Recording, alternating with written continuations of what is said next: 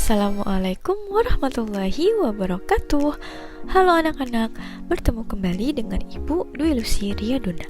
Pada pertemuan kali ini, kita membahas materi biologi kelas 12 semester ganjil pada bab 2, yaitu metabolisme. Metabolisme masuk ke dalam kompetensi dasar 3.2 dan 4.2, yaitu menjelaskan proses metabolisme sebagai reaksi enzimatis dalam makhluk hidup, serta menyusun laporan hasil percobaan tentang mekanisme kerja enzim, fotosintesis, dan respirasi anaerob. Pada pertemuan kali ini, kita akan membahas bagian pertama dari metabolisme, yaitu enzim. Oleh karena itu, indikator pencapaian kompetensi pada pertemuan kali ini adalah yang pertama, menjelaskan proses metabolisme sebagai reaksi enzimatis dalam makhluk hidup, dan yang kedua, menjelaskan prinsip dasar enzim, struktur, sifat, mekanisme kerja enzim, dan faktor-faktor yang mempengaruhi aktivitas enzim. Berikut ini adalah peta konsep dari materi metabolisme. Seperti yang kalian dapat lihat, metabolisme terbagi menjadi katabolisme dan anabolisme. Untuk pembahasan katabolisme dan anabolisme akan kita pelajari pada pertemuan-pertemuan yang akan datang. Baiklah, langsung saja kita mulai materi metabolisme. Pertama-tama, kita harus tahu dulu apa sih yang dimaksud dengan metabolisme. Metabolisme adalah serangkaian peristiwa reaksi-reaksi kimia yang berlangsung dalam sel makhluk hidup. Melalui proses metabolisme ini, makanan yang kita makan dapat diubah menjadi energi untuk kelangsungan hidup. Laju metabolisme akan dipengaruhi oleh enzim sebagai biokatalisator. Oleh karena itu, penting sekali untuk mempelajari enzim sebelum kita masuk pembahasan serangkaian reaksi katabolisme dan anabolisme. Enzim merupakan protein khusus yang berperan sebagai biokatalisator suatu reaksi kimia di dalam tubuh makhluk hidup. Enzim dapat mempercepat reaksi-reaksi biologi tanpa mengalami perubahan struktur kimia. Enzim sebagai katalisator dapat mempercepat suatu reaksi kimia, yaitu dengan cara menurunkan energi aktivasi. Energi aktivasi ini adalah energi awal yang digunakan untuk memulai suatu reaksi kimia. Perhatikan grafik pengaruh enzim terhadap energi aktivasi berikut. Pada gambar, energi aktivasi dilambangkan dengan huruf EA. Energi aktivasi dapat kita anggap sebagai jumlah energi yang dibutuhkan untuk mendorong reaktan melewati suatu penghalang atau bukit energi, sehingga bagian reaksi yang menuruni bukit dapat dimulai. Enzim mengkatalisis reaksi dengan cara menurunkan penghalang EA atau energi aktivasi yang memungkinkan molekul-molekul reaktan menyerap cukup energi untuk mencapai kondisi transisi hingga terbentuk produk yang diinginkan. Perlu diingat, enzim hanya dapat mempercepat reaksi, namun ia tidak dapat mengubah reaksi endergonik atau reaksi yang membutuhkan energi menjadi reaksi eksergonik, reaksi yang menghasilkan energi, ataupun sebaliknya. Berikut ini adalah gambar dari struktur enzim. Keseluruhan bagian enzim disebut holoenzim. Enzim disusun oleh dua komponen utama, yaitu gugus protein yang disebut apoenzim, merupakan bagian dari enzim yang tersusun dari molekul protein. Dan ada juga gugus non-protein, yaitu bagian dari enzim yang tersusun dari senyawa non-protein, terbagi lagi menjadi kofaktor berupa ion-ion anorganik seperti Cu, Fe, Mn, Zn, kalsium, kalium, dan kobalt. Juga ada yang bersifat molekul organik yang disebut koenzim, misalnya vitamin, NAD, NADP, dan koenzim A. Selain itu, enzim memiliki sisi aktif, yaitu bagian atau tempat pada enzim yang berfungsi sebagai tempat menempelnya substrat. Kerja enzim sangat spesifik karena sisi aktif dari enzim sangat selektif terhadap bentuk kimia dari substrat yang akan dikatalisis. Ikatan yang terbentuk antara enzim dengan substrat bersifat lemah, sehingga reaksi dapat berlangsung bolak-balik atau reversibel. Substrat menempel pada sisi aktif enzim dan akan menghasilkan produk baru. Perhatikan gambar yang disajikan. Reaktan yang tadi ditampilkan pada grafik disebut sebagai substrat. Enzim berikatan dengan substrat membentuk kompleks enzim substrat. Ketika enzim dan substrat bergabung, kerja katalitik enzim mengubah substrat menjadi produk reaksi. Selanjutnya, kita akan membahas sifat-sifat enzim. Yang pertama, enzim hanya mengubah kecepatan reaksi. Artinya, enzim tidak mengubah produk akhir yang dibentuk atau mempengaruhi keseimbangan reaksi. Ia hanya meningkatkan laju suatu reaksi, sehingga enzim tidak ikut terkonsumsi dalam reaksi tersebut. Ia akan lepas bersamaan dengan produk yang dihasilkan dari reaksi. Sifat yang kedua, enzim bekerja secara spesifik. Artinya, enzim hanya mempengaruhi substrat tertentu saja. Sifat yang ketiga, yaitu enzim merupakan protein, sehingga memiliki sifat seperti protein. Enzim bekerja pada suhu dan pH optimum. Berikutnya, yang keempat, enzim diperlukan dalam jumlah sedikit, namun mempengaruhi keseluruhan reaksi. Selanjutnya, yang kelima, enzim bekerja secara bolak-balik atau reversibel. Reaksi-reaksi yang dikendalikan enzim dapat berbalik. Artinya, enzim tidak menentukan arah reaksi, tetapi hanya mempercepat laju reaksi sehingga tercapai keseimbangan. Dan sifat enzim yang terakhir yaitu enzim dipengaruhi oleh faktor lingkungan. Faktor-faktor yang mempengaruhi kerja enzim antara lain suhu, pH, aktivator atau pengaktif dan inhibitor atau penghambat, serta konsentrasi substrat. Oleh karena itu, cara kerja enzim dalam berikatan dengan substrat ada dua teori yang menjelaskannya, yaitu yang pertama teori lock and key.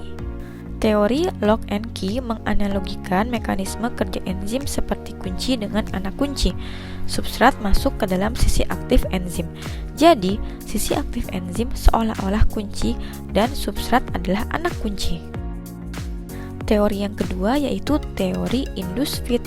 Teori induced fit mengemukakan bahwa setiap molekul substrat memiliki permukaan yang hampir pas dengan permukaan sisi aktif enzim. Jika substrat masuk ke dalam sisi aktif enzim, akan terbentuk kompleks enzim substrat yang pas, sehingga dapat dikatakan situs aktif enzim bukanlah penerima kaku untuk substrat. Kecocokan terinduksi atau induced fit bagaikan berjabat tangan, seperti yang terlihat pada gambar. Saat substrat memasuki situs aktif enzim, substrat akan menginduksi perubahan bentuk enzim atau protein tersebut, sehingga situs aktif bertambah cocok dengan substrat. Perhatikan gambar cara kerja enzim berikut. Pada gambar ditunjukkan enzim mengubah dua molekul substrat menjadi dua molekul produk.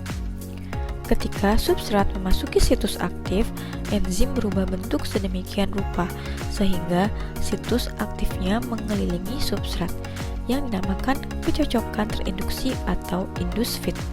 Selanjutnya, substrat ditahan pada situs aktif oleh interaksi-interaksi lemah seperti ikatan hidrogen dan ikatan ionik.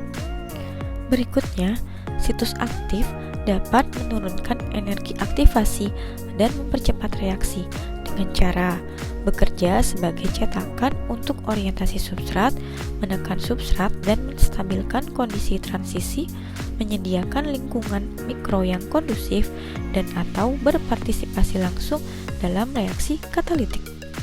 Selanjutnya, substrat pun diubah menjadi produk dan produk dilepaskan. Situs aktif selanjutnya dapat kembali diisi oleh dua molekul substrat yang baru. Sekarang, kita masuk ke faktor-faktor yang mempengaruhi kerja enzim. Di antaranya, yang pertama, suhu. Enzim tersusun dari protein, sebab itu enzim sangat peka terhadap suhu. Suhu yang terlalu tinggi dapat menyebabkan denaturasi protein, dan suhu yang terlalu rendah dapat menghambat laju reaksi. Setiap enzim mempunyai suhu optimum yang spesifik. Jika enzim berada di bawah suhu optimum, maka kerja enzim akan terhambat. Faktor yang kedua adalah pH. Setiap enzim mempunyai pH optimum yang spesifik. Perubahan pH mengakibatkan sisi aktif enzim berubah sehingga dapat menghalangi terikatnya substrat pada sisi aktif enzim. Selain itu, perubahan pH juga mengakibatkan proses denaturasi pada enzim. Faktor yang ketiga adalah konsentrasi enzim dan substrat. Agar reaksi berjalan optimum, perbandingan jumlah antara enzim dan substrat harus sesuai. Jika enzim terlalu sedikit dan substrat terlalu banyak, reaksi akan berjalan lambat dan bahkan ada substrat yang tidak terkatalisasi. Semakin banyak enzim, maka reaksi akan berjalan semakin cepat. Ada batasan seberapa cepat reaksi dapat didorong dengan menambahkan lebih banyak substrat ke enzim yang berkonsentrasi tetap. Pada suatu titik, konsentrasi substrat cukup tinggi hingga situs aktif semua molekul enzim terisi. Setelah produk keluar dari situs aktif, suatu molekul substrat lain segera masuk. Pada konsentrasi substrat ini, enzim dikatakan jenuh dan laju reaksi ditentukan oleh kecepatan situs aktif mengubah substrat menjadi produk. Ketika populasi enzim jenuh, satu-satunya cara meningkatkan laju pembentukan produk adalah dengan menambahkan enzim baru.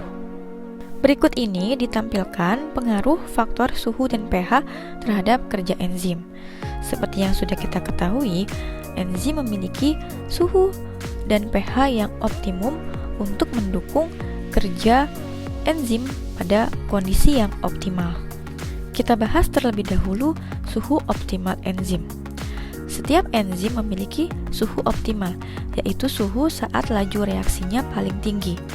Tanpa mendenaturasi enzim, suhu ini memungkinkan terjadinya tumbukan molekul yang paling banyak dan pengubahan reaktan menjadi molekul produk yang paling cepat. Sebagian besar enzim manusia memiliki suhu optimal sekitar 35-40 derajat Celcius atau mendekati suhu tubuh manusia. Seperti yang terlihat pada gambar yang pertama, garis yang berwarna hitam menunjukkan suhu optimal untuk enzim manusia pada umumnya, sementara garis yang berwarna merah menunjukkan suhu optimal untuk enzim bakteri termofilik atau toleran panas yang dapat hidup pada suhu 70 derajat Celcius atau lebih. Seperti halnya enzim yang memiliki suhu optimal, enzim juga memiliki suatu pH saat dirinya paling aktif. Seperti yang ditunjukkan pada gambar yang kedua. Nilai pH optimal bagi sebagian besar enzim berada pada kisaran pH 6-8. Namun ada beberapa kekecualian. Misalnya pepsin yang ditunjukkan oleh garis berwarna hitam merupakan sejenis enzim pencernaan dalam lambung manusia yang bekerja paling baik pada pH 2. Lingkungan asam semacam ini mendenaturasi sebagian besar enzim, namun pepsin teradaptasi untuk mempertahankan struktur berdimensi 3-nya yang fungsional dalam lingkungan asam di lambung. Sebaliknya, tripsin yang ditunjukkan oleh garis berwarna merah merupakan sejenis enzim pencernaan yang terdapat pada usus manusia, bekerja paling baik dalam lingkungan basah, memiliki pH optimal 8 dan akan terdenaturasi di lambung yang asam. Selanjutnya, faktor lain yang mempengaruhi kerja enzim yaitu zat-zat pengikat. Aktivator yaitu zat yang berfungsi memacu atau mempercepat reaksi enzim. Contoh aktivator adalah garam-garam dan logam alkali dalam kondisi encer, dan ion logam kalsium, magnesium, mangan, nikel, dan kobalt. Banyak enzim yang membutuhkan penolong non-protein ini untuk melaksanakan aktivitas katalitik. Tambahan-tambahan tersebut yang tadi kita sebut sebagai kofaktor maupun koenzim dapat berikatan erat dengan enzim sebagai embelan permanen atau mungkin berikatan longgar dan dapat balik bersama substrat. Faktor yang terakhir adalah zat-zat penghambat atau inhibitor. Ada dua macam inhibitor enzim, yaitu inhibitor kompetitif dan inhibitor non-kompetitif. Inhibitor kompetitif adalah inhibitor yang berkaitan secara kuat pada sisi aktif enzim. Inhibitor kompetitif ini dapat dihilangkan dengan cara menambah konsentrasi substrat. Sedangkan inhibitor non-kompetitif adalah inhibitor yang terikat pada sisi allosteric enzim, yaitu sisi selain sisi aktif enzim. Inhibitor ini mengakibatkan sisi aktif enzim berubah hingga substrat tidak dapat berkaitan dengan sifat sisi aktif enzim. Inhibitor ini tidak dapat dihilangkan walaupun dengan menambahkan konsentrasi substrat. Perhatikan gambar inhibisi atau penghambatan aktivitas enzim berikut. Pada gambar yang pertama, terjadi pengikatan normal, di mana substrat dapat berikatan secara normal dengan situs aktif enzim. Sementara gambar yang kedua menunjukkan inhibisi kompetitif, di mana inhibitor kompetitif meniru substrat dan ikut berkompetisi memperebutkan situs aktif. Gambar yang ketiga menunjukkan inhibisi non-kompetitif, di mana inhibitor non-kompetitif berikatan dengan enzim jauh dari situs aktif, mengubah bentuk enzim sedemikian rupa sehingga meskipun substrat bisa berikatan, situs aktif ini berfungsi kurang efektif. Contoh inhibitor non-kompetitif adalah toksin atau racun, pestisida DDT, dan beberapa jenis antibiotik seperti penisilin. Baiklah anak-anak, materi enzim pada pertemuan kali ini sudah selesai. Terima kasih untuk anak-anak ibu yang sudah menyimak materi ini dengan baik. Semoga apa yang sudah kita pelajari dapat bermanfaat bagi kita semua. Sampai bertemu insya Allah pada pertemuan berikutnya yang akan membahas mengenai katabolisme. Tetap semangat belajar dan jaga kesehatan ya. Wassalamualaikum warahmatullahi wabarakatuh.